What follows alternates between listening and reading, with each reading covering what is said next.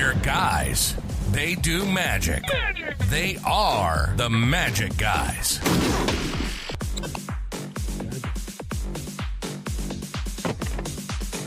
Oh, that's a magic book.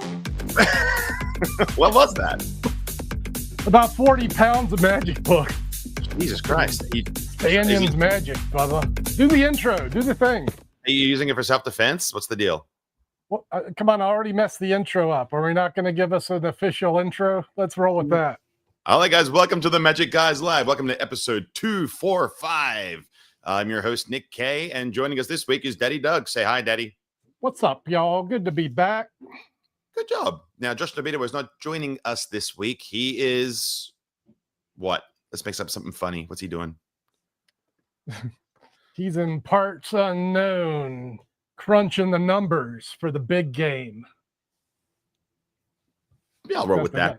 You got something better? I don't know. I think he's actually doing his standard kind of checkup type medical based thing, you know. So he does send his love. He does say hello, and he will be listening in, and we'll let him know that you guys send your love. And of course, you can send your love via the comment section. For everyone in the comments, thank you for being here. We have Thomas Conger. Good to see you, buddy. Josh is there already saying hello, so show him some love. We have someone making waves. Making waves. That's a new one. The Magic of Seth. Good to see you, bud. And the Mystery Box Studio. What up? And of course, always good to see you, Tim Askin. Friends, it's been a week. Thank you for being here. Doug, how's your week been? Good. You know, I've been in the retail end of the magic universe doing, you know, what I do here at Trick Supply. I'm here today, coming in hot. We've been celebrating the Thanksgiving and all the Black Friday sales. Because the folks were asking about you last week. How is it now with the bricks and mortar being all set up? Like, what news can you give us? Well, you know, I got Eric Stevens here now, and I absolutely love having that man in my universe. As he says, we are the same person. So he has a great love for magic. He's a great demonstrator for a retail environment, just a wonderful performer and magician in general. Today he's out at the Magician's Room, which is on the Link Promenade, and he's working for them doing street magic today. So we'll have him on soon to talk more, but that's been nice.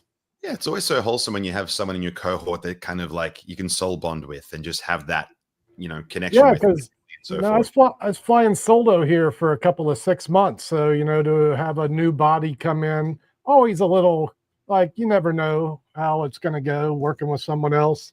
Honestly, it couldn't have gone better, and I hope it continues as long as Eric is comfortable being here.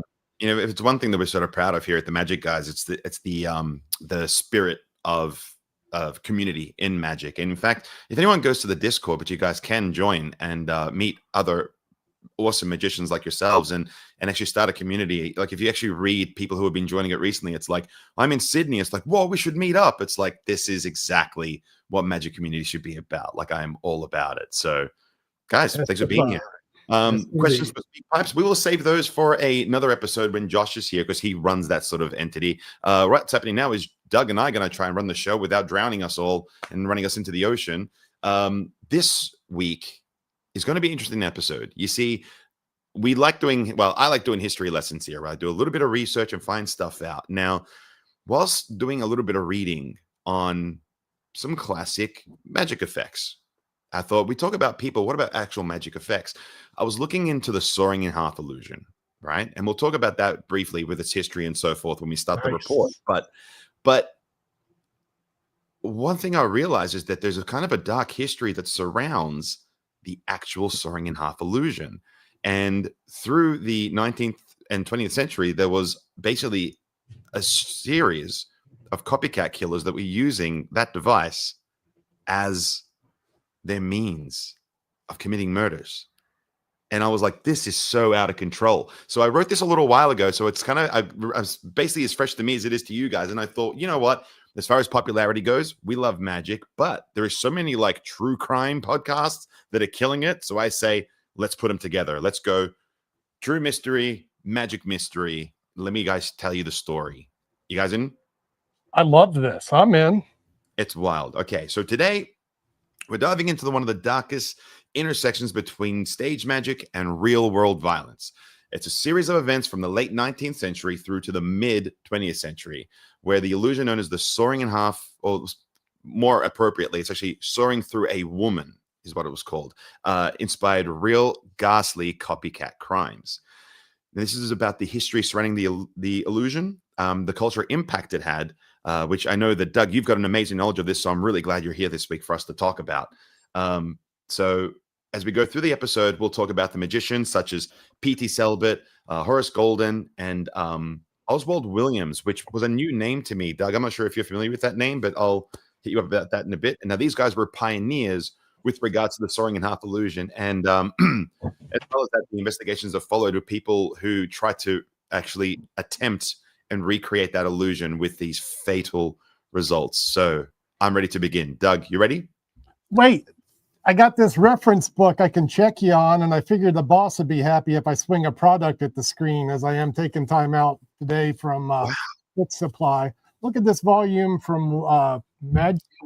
This is Mike Cavaney's company, Magic Words, I guess. This is a history of the sawing in half illusion. Maybe I can find some appropriate pictures as we get this story and history underway. That's amazing. And who wrote that? This is Mike Cavaney, 100 years of sawing, an astonishing history of magic's most iconic illusion. And I didn't know how deep of a rabbit hole you were going to dig today, but when you started talking about the sawing in half, I was like, let me go grab this thing and see if there's some related, photographs or something we can share as we talk about it. Yeah, that's amazing. And so, like, there's things that I found. We can go on so many tangents. I try to keep it relatively, not going off the rails. But yeah, let's begin with a little bit of history, because the soaring through a woman illusion was created. It's credited to P.T. Selbit, who introduced this to public performances. It's dated back to January 17th in 1921 in London. Now, his version differs significantly from the more modern styles that it's done. So Selbit's assistant was bound and locked in a wooden crate, and then a saw was passed through. And basically the whole routine was based around like this whole thing of like confinement and fear and danger. And that's basically the original presentation.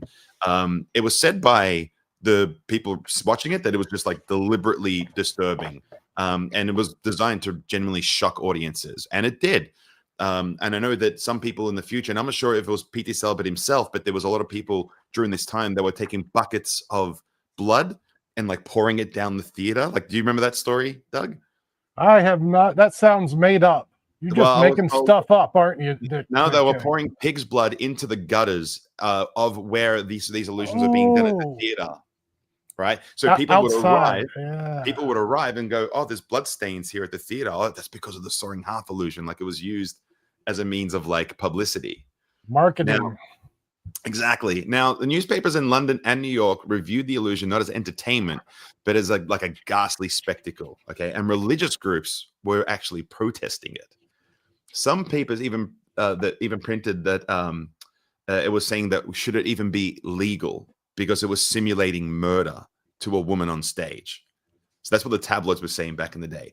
Now, this context is important, because with this context, the illusion's popularity and its controversy actually led to a lot of tragedies that I'm about to tell you about. So most people associate the more classic version of it with Horace Golden. So Horace Golden's version is the one where you have the two wooden boxes, and then a buzzsaw is put in between them, which debuted in 1921 as well. But it had more of a theatrical impact because Golden was the first sort of flashy, aggressive type of way of doing it and separating the actual illusion. He really leaned into the violence involved with this particular type of illusion. He once advertised it as just saying the woman is really sawn in half. Like, that was the promo he was putting out there, which alarmed local governments, theater boards, and even police departments. Some cities temporarily banned the illusion. Wow. Isn't that nuts? What a time to be alive. Right? And journalists... 1910. What a time to be alive when you can die by getting a splinter. Journalists wrote sensational pieces describing like the brutality of each performance. And that's where the real life problems began, because newspapers, particularly in America, sensationalized the effect in a way that convinced some of the audiences that it was just this kind of like mechanically simple effect, which it wasn't, which leads us to our very first case.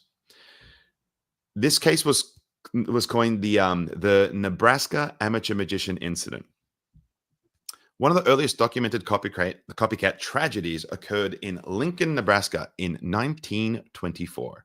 A young amateur magician, the newspapers gave him the name William Cunningham.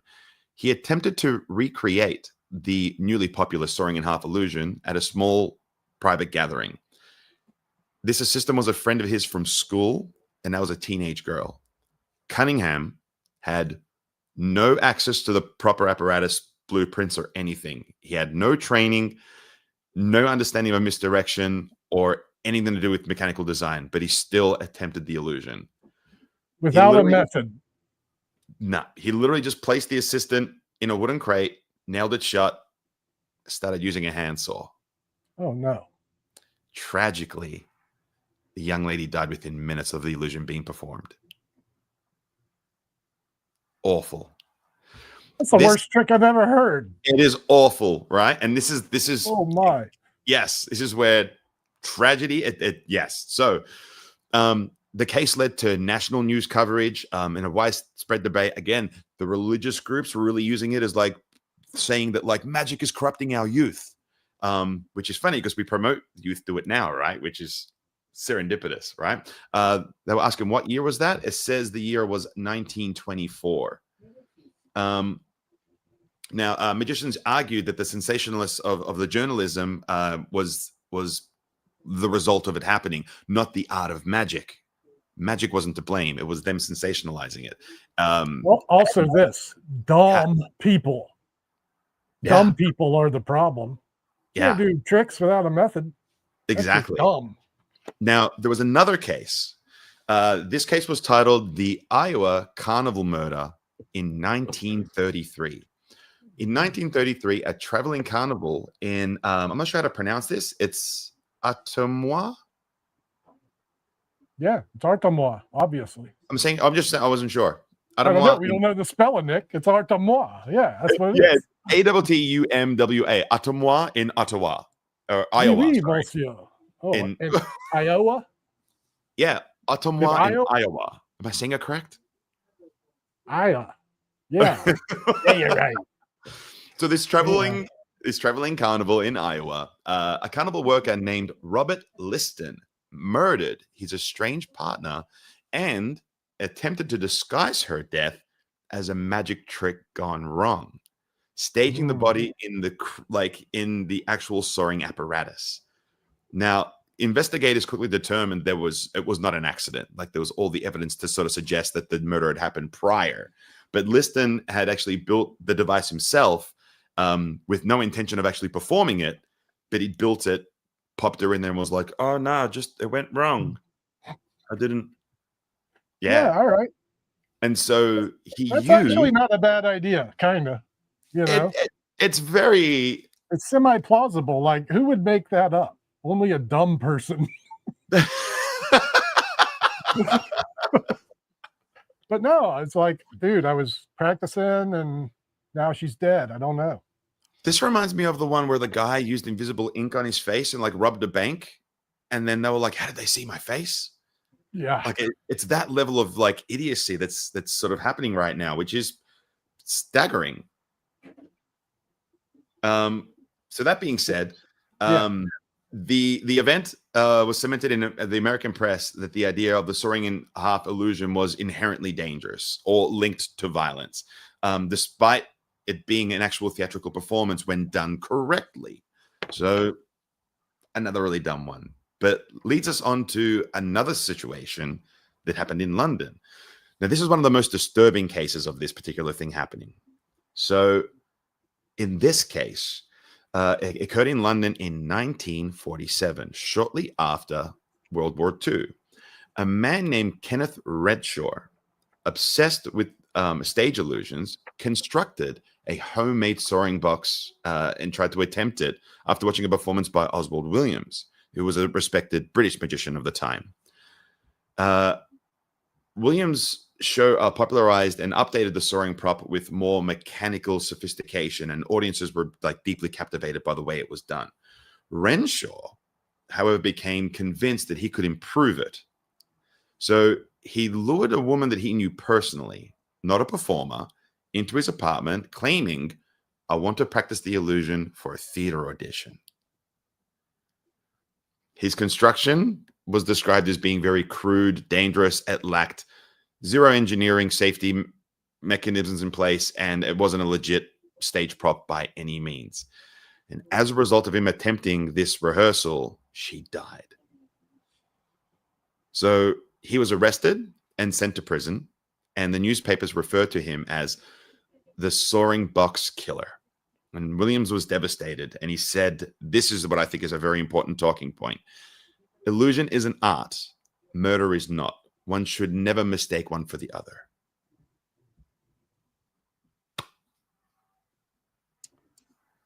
Yeah, well, I mean, you know, sounds like he had a just genuine kind of accident there versus, you know, true manslaughter.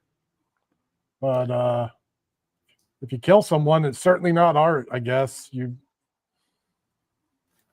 I mean, people without question can die doing these types of effects. You know, like, yeah, I mean, Tim Askin makes a good point. You know, he's talking about the bullet catch, which has claimed so many lives. And I think that I'll dive into the history of that one at some point. I just want to read the book first before I talk about it. But, you know, it just goes to show how people think that it's like, what type of person is doing this? You think it's just like kind of like the know-it-alls? Look, it's like this. Magic attracts some of the brightest, best humans in the world, literally top tier superhumans, and also the dumbest. We have them all. Yeah. So you're going to get things like David Copperfield doing the best sawing in half in the history of man, and then you're going to get people manslaughtering their assistants. Yeah. It's by the way, if you make it to David Copperfield's museum, you can see that saw. You can also see P.T. Selbit's original sawing in half and 6 other versions. It's quite a nice portion of this tour that David gives, where he talks about the lineage of this effect and how it was stolen from one magician to the next and how important it was, you know, in our history. It was a big deal. Okay, well, so your knowledge of the soaring in half, before we go any further, I feel like at this point where that not everyone sort of has the biggest knowledge, or probably hasn't even had an opportunity to actually see it performed before. Now, the first time I saw it performed was actually by Kalen and Ginger during the Illusionist tour. And oh yeah, they're doing like Jarrett's or no, Alan Wakeling's sawing. Well, yeah, when I was going to say that, I wouldn't know what version that is, but if I was to describe it, like, so let's take a moment and explore the soaring in half illusion so that anyone who's unfamiliar with it, we can talk about the versions of it and its improvements. Now, how's your knowledge on that one, Doug? You know, stage illusion is not my forte, but I do know that they were performing, you know, the Alan Wakeling sawing in half. He was a magic builder for Mark Wilson and some other magic luminaries. I'm looking to see if we have his book. Jim Steinmeier wrote a book on the magic of Alan Wakeling. We don't have it here. Yeah. So with the many versions, like I assume the first version was just a box passing through and then box open and then they're good. Yeah. So the boxes didn't separate, you know, in the early versions, right? That came later in the thin model sawing in half. Well, I'm flashing back. The first one I saw was Doug Henning. He did it with 2 women in 2 different costumes, and then he put the halves together the wrong way. So when they came out, they were like mismade women. Pretty cool take on that plot. But yeah, that was a big evolution, I'm sure, once the box is separated completely. But that's my gray area when we get into big box tricks. You know, I know my card trick's pretty good, but some of those big illusions, I like to watch them. That's about it. Yeah, I would say that the most common way of it being performed nowadays would be the version where there is two separate boxes that are bound together, and then there's two blades to cause the separation, which go through the torso of your assistant. And there's really nice subtleties with that, where it'll go through easily one side, but then one of my favorite ways of presenting it is that they'll put it and it'll get halfway and it won't go further, and it's like, oh, it's stuck in the spine, and then you'll have. And then and with this version as well, I think I should mention that as far as the spectator's visibility, normally their head is sticking out of the box, but the top portion of the box is from their shoulders to their torso. And then it's either their entire feet or sometimes to their ankles, and their feet pop out the other side. Yeah. Yeah. You can see that version performed in the All-Star Magic review just 2 weeks ago. This was a good dynamic. Emily England was doing that with her female assistant. So two ladies doing the sawing and lady in half illusion is a little less macho and pretty damn cool, actually. That is cool. Yeah. But yeah, and with the presentation of it, so you can see their head, you can see their feet. So there's these really nice convincing moments. And then when it goes two blades to the torso, the second blade always gets stuck. And then the magician will walk around to the assistant's head, grab their neck, and just give it a little tug as if to like shift them up a little bit in the box. And then it just drops down as if like it was stuck on the bone and then fell through. And then the separation can happen. So it's a wonderful means of actually being able to do that. And then you have the side doors as well. You can open up. You can see their hands and their legs and stuff as well. So as far as methods go for that, I don't know, but it's pretty cool. Doug? Yeah, I was looking through this book to see if I could get when does a thin model evolve? There's so much in here. This caught my eye. Di Vernon. There's a Di Vernon credit, of course. Yeah, I invented the sawing in half before Selbit had it, Why is there a Di Vernon credit in the sawing in half book? I wonder if you ever go ahead. I just thought like how do you classic pass a sawing in half? As you were talking about, some of the versions, I was thinking about some of the cool one-person versions that the modern magician can do now. Like there's another Jim Steinmeier version. It's like a zigzag for one person. So just the top of the body gets dissected by a sword. You can do that solo. And are they in a box for this one? Yeah, the magician gets in a box, and then the top half of his, they put a sword over here, and the top half moves to the right, So if you're in the chat and you can name this illusion, you'll get a bonus point in my universe. I think it's modern art but maybe not that one. I wonder, do you think zigzag fits? Would we have zigzag, one of the greatest tricks of all time, without sawing in half? We had a conversation about that some while ago where we're talking about routines to be retired. And we believe that zigzag needs to be retired and put in an old folks home. Wow, I disagree. Did I say that? Did I agree to that? Or was that you and Norbito conspiring behind the old guy's back? Yeah, we would have been talking smack behind your back, sure. See, I would suggest this. What people need to do is look at what Robert Harbin did with the original performance of this and present it like a professional instead of like a dance routine. You get an audience member up to look at the box. It's a talking piece. It takes 6 or 8 minutes. It's not a 2-minute razzmatazz number. It's let me present to you this thing, and it's got conviction. The guy's poking her stomach, and there's more than one way to skin a cat. And this, just because we magicians have seen it 100 times doesn't mean a layman has seen it once, and most probably haven't.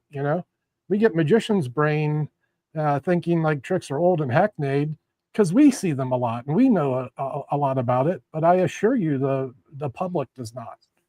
So I would disagree with that one. Like zigzag still has legs. You don't think they're just doing this with their body? Like you don't think this sort of method gives it away a whole bunch? Like it's... Well, that completely depends on who's presenting the magic trick, Agreed. If I present it with conviction and get you to suspend your belief, you won't be thinking about the method and everyone will be happy. Yeah. Okay. That's a good point. Yeah. So let's circle back. So where we're at now is that we're a few decades in, and there's been a whole series of folks who have been either one, attempted to perform it that they shouldn't have because they just assume it would be something super easy and they could just get a friend to help them do it and they'd impress all their friends. Yeah, not going well. And then some were actually used maliciously. So the thing at this point that we sort of to foreshadow is that we as magicians protect the art form, but we believe it's the journal. But at this point in time, there's journalists who are really sensationalizing that. And some of the things that they were printing at the time were actually helping folks make the matter worse. And that leads me to this next part of the story, because Horace Golden actually sued the newspapers who frequently were claiming that they knew how the sawing worked. Now, not because now he sued them not because he wanted to hide the method alone, but because it was the newspapers who kept printing false ways to do it, and the explanations were genuinely dangerous. And with that information that they were putting out there in the newspapers, his fear was that it could lead amateurs into attempting the effect at home, and thus resulting in more cases like this. Now, in one famous lawsuit in 1921, a paper described the illusion as involved, saying it involved no deception. It was just the assistant who contorts herself, and that the magician actually uses a real saw. So, little truth, great big lie in that sense, but erroneous of method. Like, the point is, maybe don't. And don't tell people, here's how it works, so that they can create even more copycats. Yeah. We don't need the murderous pandemic that the sawing in half is, holy mackerel. I guess at the time, maybe when information was not as easily spread, when there's a good trick to be had, you glommed onto it, even if people died. Now, Golden went on to argue in court that these kinds of articles were harmful because they suggested to readers that the effect was just mechanically simple, when in fact it required specifically built boxes, trained assistants, and precise choreography. So he won several of these lawsuits, but by then damage was done, and the illusion had already become part of our pop culture, and it was sensationalized through all the printed media and attracted the nature of very unstable individuals. Yeah. Is there a more iconic illusion than sawing a woman in half? Is that the best known trick? Outside of producing a rabbit from a hat, I would say that's about it. Finding a card, picking a card. But yeah. Hey, I read up on this Di Vernon thing real quick. Fun story here. He was performing at Coney Island in the 1940s. Is that right? And he needed an assistant for this act. So Di Vernon was doing a stage show at Coney Island. No kidding. Hired this woman that was 4'9". Make a long story short, that's how he met his wife. So Di Vernon's wife was hired to be the sawing in half lady, and ended up marrying him. That poor woman. Man. Oh, timing is everything. I'd love to be a magician's assistant. You would? Anyway, that's the Di Vernon story. Yeah, I'm always a fan of what Carol Roy says about being an assistant. At her lectures, she used to say the reason why magicians marry their assistants is so they don't have to pay them. And I was like, that sounds like a Vernon move for sure. Yeah, exactly. Oh, we got friends from Saudi Arabia. Welcome, friend. Welcome to the show. So, to be clear, I am here to hold Vernon accountable now that he can't backtalk me anymore. Yeah, you got some beef. Hey, should we do a deep dive in another episode? What? No, I got enough, bad mojo out there with the Vernon contingent. It's not like I'm waving the Marlowe flag. I'm just saying, Vernon wasn't the best husband. Oh yeah, that's heavily documented. He was a womanizer of sorts, correct? Well, I mean, he only cared about magic. I don't know. Was he a womanizer? Could he even? It's probably too much of a nerd to be a womanizer, but I was told he was a bit of a stud. yeah, maybe so. Maybe I'm just thinking like in his younger days, I bet he was a mega stud. He probably did get around. Mm. But in his older years, I'm just thinking he's a cantankerous magic nerd that only magic nerds want to be around. You know, he looked very much like my grandfather, which is funny because I have a photo of him up here in my apartment. And when my folks came to visit, they thought that was like my dad Cool. thought that it was his dad, and I was like, no, that's Sty Vernon. Nice. Yeah, but a fun moment. So, with regards to this motivation, like we're at this point in the story, we're sort of identifying that it's attracting certain types of like really unstable individuals who are trying to perform this effect and either using it for their malicious intent or just blind knowledge, you know what I mean? Thinking that it's all entirely simple. So did a little deep dive. It's like, why has it become the template for the copycats? And historians believe that there's several reasons. One is that the illusion invokes a visceral fear. So unlike card vanishes and card tricks, sawing a person in half, it taps into a kind of type of primal dread. So motivation one. Thoughts? I wonder now if that's why we have so many illusions that are on the theme of, maiming the body, so many of them. Mm. Sword through neck, candle through arm. The zigzags as an example, there's plenty, so many. Head chopper. Well, I guess the stakes get higher, so Depends on your budget. If you're DC, you can get a buzz saw, and then the stakes are really high. Yeah, but it's such a weird thing because life is like the most expensive thing when you think about it. Like of all the things you can have, lose, whatever else. Like of all the things, Are we going to talk about Ricciardi today? Is he on your list? He wasn't on my report. No. So, he presented the buzz saw, and here's how he presented it. Here's my lovely assistant. It's my daughter. I'm going to saw her in half now with this buzz saw.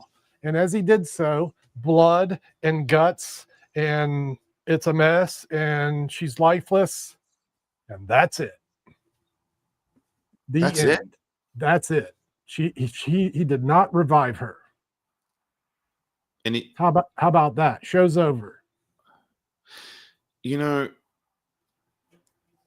Chris Angel did a sawing very much the same in his show in Vegas, where he separates her and then just leaves it. But then afterwards, there's like a cart that gets pushed out, and it's just the legs walking the cart. That traditional illusion that you saw.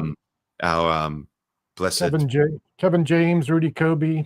Yeah, and our good friend Mr. Flom was kind enough to reveal it. So yeah, it's interesting. Like I'm thinking now about Kevin James' version of the sawing. That's so good. Where the guy is literally in half, running around the stage on his hands. That's a killer. That is killer. But okay, so next point. Newspapers amplified the violence. So in early 20th century journalism, it was aggressively sensationalized because of the illusion's realism of having someone cut in half. So another version there. The other part of it was also the lack of public understanding, because people often believe the illusion involved literal danger and that they could replicate it themselves. So it's an interesting... And that's probably true on some level. The thing is, if it's seemingly dangerous, why aren't we running away from it? I think, it puts butts in seats, right? The viewing public obviously loves the drama. Card tricks aren't good enough, I guess, for the big time. One thing then better than seeing like your hero rise above is seeing your hero fall. So that could be a motivation as well. Yeah. Okay. So some of the perpetrators also saw like the theatrically, it was kind of cool because there's several murders that were cited fascinated like the magicians and sort of influencing their crimes. So I think that is pretty unhealthy. And then lastly, the illusion symbolically actually mirrors violence against women. What's another thing? So, that's a very open version. That's Ricciardi sawing his daughter in half. I guess the public could come up and view the lifeless body. What? Yeah. Yeah, when you see the way that Chris Angel does it, it's basically like a giant piece of steel, and it's almost like a swing. Oh, And the person lays on it, and then he just cuts them, separates them, and that's it. Like, it is just. I dig it. I mean, it's a cool vibe, kind of, you know. Tim Askin probably likened it to. He says here, why do people slow down and look at car accidents? Nail on the head, Tim. Yeah, it's probably likened to that sort of behavior. Yep. Yeah. Now, as a result of all the incidents, magicians changed how they present the illusion. So they removed the blood gimmicks that sort of toned down its horror elements. Theaters imposed more safety regulations.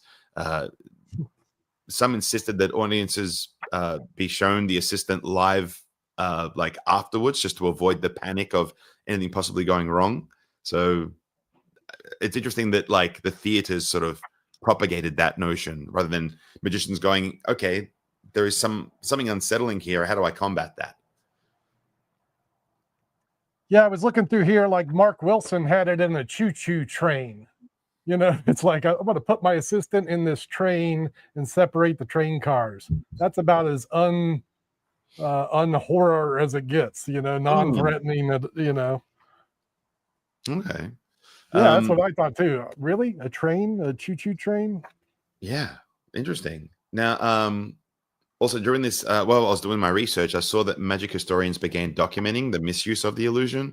And there's books like the Illustrated History of Magic and the Magic of Horace Golden. They mention these cases in those notes. So, yeah, the modern builders of the prop have implemented a lot more safety standards.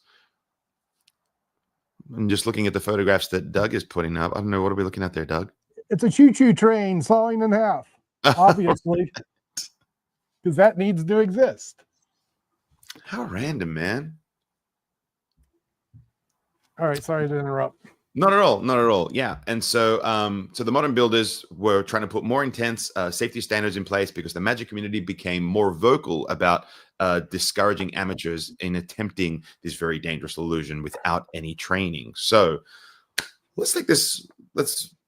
Tim Askin is asking, what did Doug Henning do in his version? Can you tell us, Doug?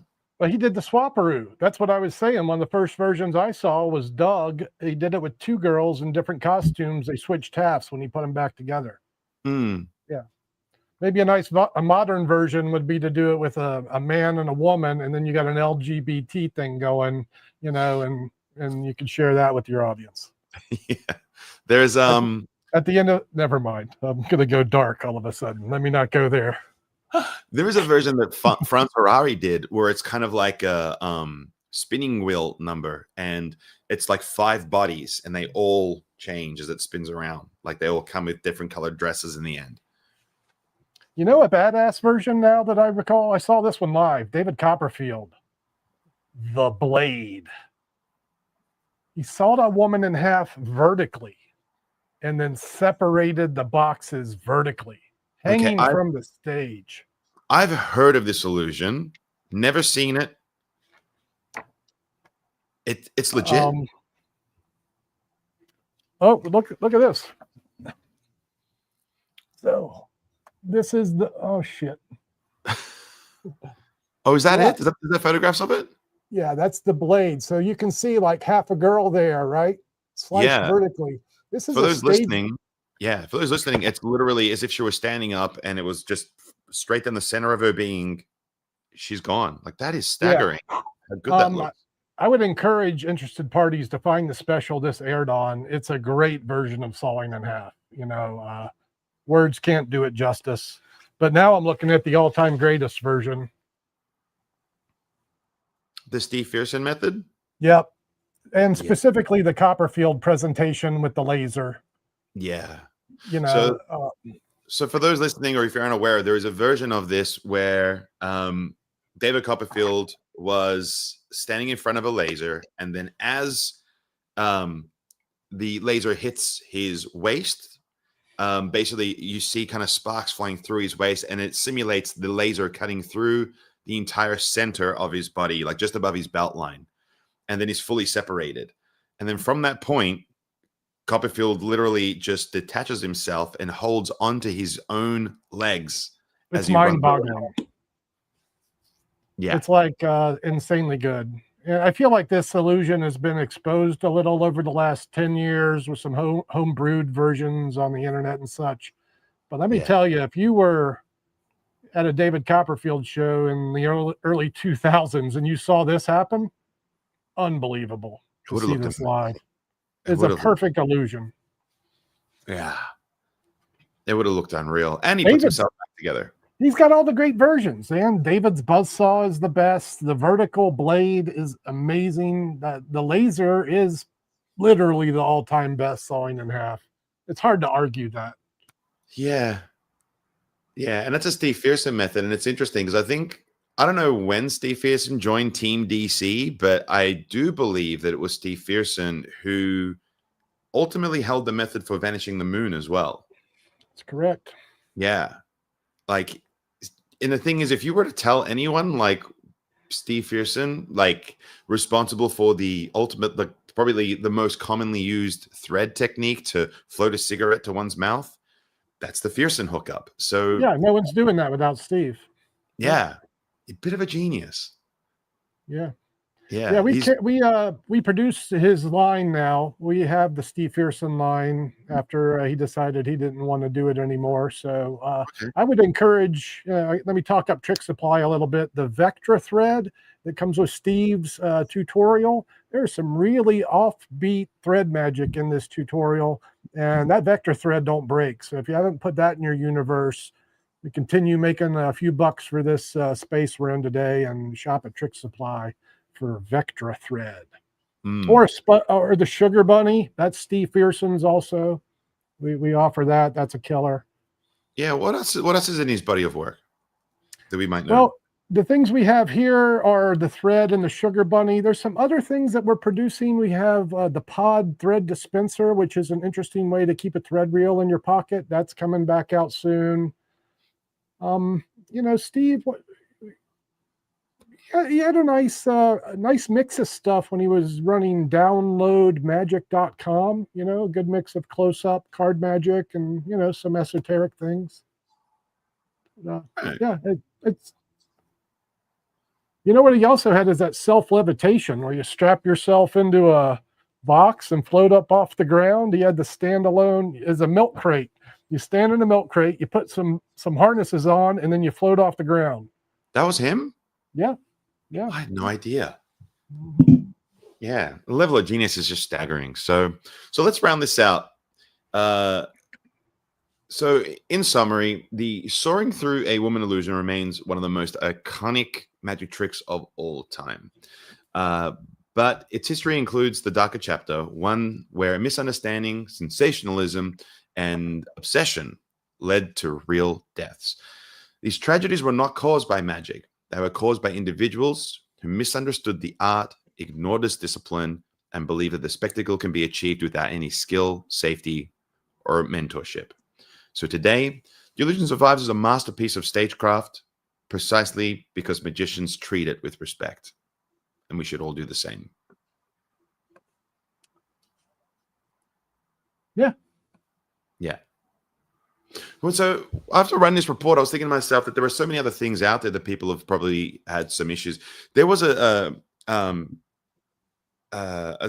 footage of a sawing a half that my dad sent me. It was like someone did it with a chainsaw, and she was like freaking out trying to notify them, and it resulted in a tragedy. But there is true danger involved with doing things of this nature. I feel like I've seen modern clips on television, even in the last 20, 30 years, of magicians killing their assistants, doing it with like a chainsaw or, other bad methods. Did you find any like modern stories about magicians killing their assistants, like anything in the last 30, 40 years? Yeah, I was keeping it specific to the sawing in half, but yeah, there's got to be several scenarios of that kind of happening. Well, I mean, like, I don't want to show this, but if I go over to you, I was on the YouTube. I'm not going to play this clip, but you know, if we look at this clip that's available to watch, put this up here. You'll have to add it. It's down there. I can't add it. Is that like this? Yeah, but what's the name of that clip? Oh, I can't see. I've got my screen It small. says magician kills assistant during sawing in half illusion, you know, and that's like a thin model sawing in half. So this is a recent event, just an example of like even modern magicians are continuing to kill their assistants. Yeah, there needs to be a safe word. Everyone should have a safe word. Yeah, I think maybe magicians don't always think through some of the dangerous things that could happen when you're doing, you know, things like that. You know, even. You know, I'm reminded of our interview with Jonathan Goodwin, who, you know, was known as a daredevil, as you know. And if you haven't seen that episode before, you go back and see. And you know, bless him, he's one of the most wonderful people I've had the pleasure of interviewing on this show. And as well as that, like he's, you know, also been a victim of when things can go wrong and when safety precautions are, you know, the crippling entity. And so, you know, you see some of the stuff he does, and after reading his book, he talks like the method's so clever, but there's still an element, man, for me. There's still an element where you're like, even like David Copperfield with that big buzz saw, you know, what happens if it shifts 6 inches one night and that thing hits his back? You know, I guess there's 100 safety measures you take to make sure that doesn't happen, but man, you know, it could happen probably. Yeah. For me, the most terrifying is the table of death. Oh, I consider that one of the greatest illusions of all time. And yes, I can't imagine performing it. Yeah. So in the table of death, there is the version that I've worked with is it's a very it's all very heavy steel. There's a bed, meaning like a flat surface, like a table. Magician is chained in and tied down considerably. And then they have to escape from it before the platform above, which compasses the entire length of them and has basically 1 foot spikes dangling above them. When that thing drops, they will, without question, destroy you and penetrate every portion of your being. Even the method to do that properly, right, is inches away from serious injury. Serious injury. Yeah. Yeah, I don't want to be laying under those things. No. Can't be safe enough for my world. Yeah. Yeah. And then give me a choo-choo train, baby. But even in its simplest form, let's look at something like the rest of the roulette. Yeah. Yeah. Yeah. So the roulette, there is countless videos out there of folks who had attempted to, I'm going to crush a bag. There's a knife under there. And see that go wrong. Right? Yep. Yeah. Dumb. That's just a bad idea. I mean, I could see if you're a magician, do it yourself. I've seen magicians harm their spectators that weren't even willing to be a spectator. Yeah. They put a spike through their damn hand. Yeah. Just dumb. There's a question here from Mystery Box Studio that says, didn't the masked magician expose that even if it goes wrong, the spikes are retractable? Not in the version I've seen, which was I hope that's true. That would make sense. Yeah. Yeah. I know David did it with one big spike. I don't know. Like when Copperfield did the Table of Death, it was one big ass spike. I don't know how that thing would retract. Huh. Yeah, look, it's a terrifying illusion for sure. And, you know, as far as the soaring in half goes, like I really thought that couldn't result in things of this nature. But then when I'm reading upon it, I'm like, I didn't think it was real. I didn't, like, for this to be happening at this caliber. People suffocating in water tanks and so forth. Like, so Doug, what's your knowledge on sort of water escapes? Well, when I was 14, it was my forte. Turns out that I wasn't meant to be an escape artist. I'm just into bondage. But I used to get tied up and jump in a pool for a good time. That's about the knowledge I have of escape in water. Okay. So yeah, I mean, another bad idea. Cool. Yeah, I mean that's a good way to die, right? You get in water and then you can't breathe and die. I think Houdini nearly died a time or two, doing like the water torture. That might be Hollywood, but I was watching Andrew Basso do his escape in the water cell, and he holds his breath for like a full 3 minutes, and there's nothing fake about it. Like, it is just a legitimate. There is a level of fitness and strength that guy has amassed, and it's full credit to him. But I mean, that was Houdini's MO. He'd get tied up, thrown in a river, and he'd stay down there for as long as he could to build the drama, I have spoken to folks who have attempted stuff like this, where when they rehearsed it, it's like you've got like 2 or 3 minutes before like you're fully submersed in water, but then they're like practicing it in swimming pools where they can see. But then it's like, all right, let's throw them in the LA River. Well, not the LA River. That's like something you could pee more in. But let's throw them into a natural body of water, and you got like brown water just like seeping through, and you can't see anything, and it's current.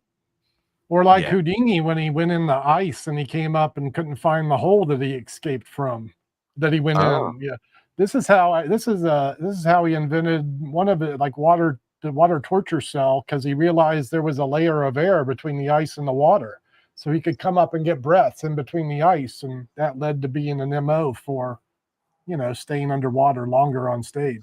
I did not know that. Imagine the terror of jumping in an ice hole and then not being able to find it on the way up, as well as the shock that the body has, Maybe Houdini was dumb but lucky, Yeah. Tim asked, didn't the milk can go wrong a couple of times? Yeah. I think the times it went wrong was when he submerged himself in liquids that weren't water. So like he said, I'll do it in beer to promote this beer company. And then he gets in there and realizes the dynamic is different. Yeah. Yeah, it does. As soon as you said beer, I was like, bad idea. Yeah. So, yeah, I don't know. I also think the stories of Houdini's stuff going wrong is likely Houdini just planning it that way. Herbert was talking. Actually, I've seen this. Herbert's talking about in carpentry, there is a circular sword that cuts through any wood, but at the moment it touches skin, it stops immediately. Yeah. Magicians should have a similar type of thing. You're right. I have an illusion builder friend of mine that helps me build whatever I need to build, props, etc., as well as like renovating property as well. When it comes to cutting, I'm like, yeah. And my hands just stay in my pockets, and I'm just like, I'm not going near that thing. He's like, no, it's safe. I'm just like, nah. And he's also a magician, but he's and he's got his safety measures in place. Don't get me wrong, but we're talking like a giant, like the type of thing that would Mr. Bond would be going down on to have you, like if he was going to be cut down the middle. It's like that type of big blade, and he just has that in his workshop, and I'm just like, I can't touch it. Yeah, no. Yeah. And circular swords especially, like I was removing some floorboards in a property of mine, and just gloves, everything. Like, I'm so tentative about my hands. Eric and I, We're putting up new shelves yesterday in the shop. He's got an X-Acto blade open in the box, and we got gloves and protection. And then he's like, and he hit himself with this, a box cutter. And I'm like, oh no, fucking close-up card man whacks himself. Thankfully, he just poked the very tip of it with the thing. But man, ain't no joke. Go hurting yourself with, tools. What am I talking about here? Yeah, look, there's a level of injury and anything that sort of could happen. And, obviously in these cases, we're talking about actual murder cases that people were using, that as an alibi, which is twisted and not recommended by any means. But what's that photograph? That's modern art. That's the one person Steinmeier vertical sawing. Oh. Modern art. He's using an assistant there, but it can be done solo. Have you seen that version that looks pretty much standalone, but you kind of just dump your body on its side? There's like you just sort of like hop and fall. Yeah, that is badass. Yeah, I wonder what the angles are like on that. They look pretty good. Look at this one. It's a vertical. So you split yourself upward, and the bottom half stays down below. Oh, that must be angly as anything. That looks like a big stage illusion. So in that illusion, for the listeners, is basically like you're in an apparatus, and you're being separated not by laying down, but going upward. So yeah. The Ehrlich brothers, Rudy Kobe had a beef with the Ehrlich brothers doing his leg thing, but they used that with sawing in half. So Ehrlich brothers, German illusion team, the Copperfield style sawing, but not really because they're laying upward. Anyway, they cut the legs off, and then the brother wheels the legs off stage, and he says, I'll keep these. And then when the brother comes back, he's got 4 legs. So that's an interesting take on the plot, It's like, let me get your legs and put them on me. Right? Yeah. That's kind of cool. Yeah, there's a question here that actually from Thomas Conger, which is an interesting one. And the question is, are there any magicians that have made body modifications for their act? Almost assuredly. I'm trying to think if there's any instances. Like there's been examples of tattoos, which he's mentioned. Like you've probably seen stuff on TV where it's like her eyes are closed and then I rub them and now the eyes are open on the photograph. But as far as like magnets under the skin or. Yeah, I'm thinking about, I just was watching the recent David Blaine specials where he's traveling the world, looking at some magic acts. I know some of the acts in India probably had some body modifications to accommodate their weirdness.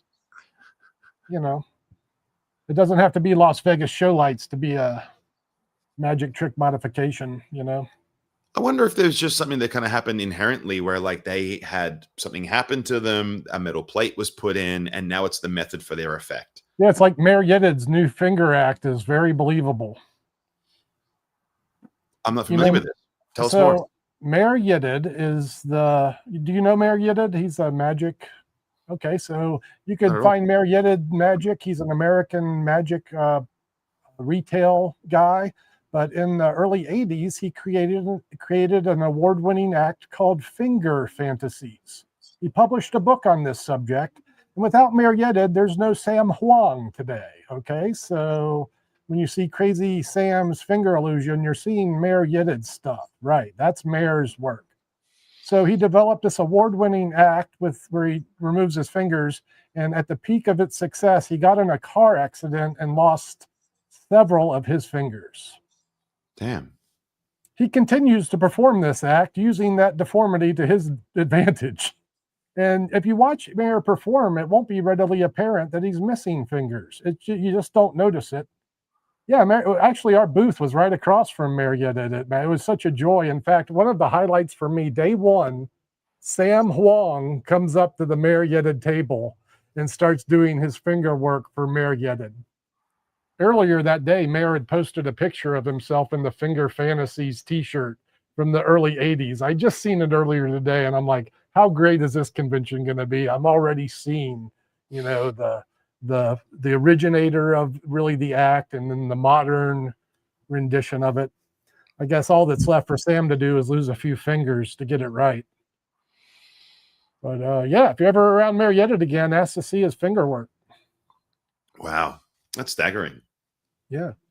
Yeah. There's only one other thing I can think of where it was Mario Lopez who did a thing where he just the way his muscle comes up and he's like just short of his bicep, whatever this area is called. So he would like there'd be like a lump as he flexed, then he would take it and then move it to here, and then it would like, and then his bone was just sticking out there. Like it was just something that happened naturally. But it was just something that he did. Like he did it in his lecture, and he was just like, and he just said, like, look at things. Yeah. Look at things. Explore your body. Look at what you do. He does that really funny thing where like the nipple comes off and then it goes back on, you know, like it's, yeah, you can't do it if you're crazy hairy like me, but the idea is still there. It's not too late to shave, Nick. Well, maybe it's time I do. So where's my media assets? Here we go. Okay. I think that's everything we need to talk about. So guys, thank you for listening and being part of the show. Doug, thanks for being here. We'll be back to your regular scheduling next week. I think we have a guest, which will be a surprise. So by all means, if you're not there, join the Discord. Also scope out our merch. We have the Trust the Sleight t-shirts on our website, which you can see at themagicguyshow.com. Anything before we sign off there, Doug?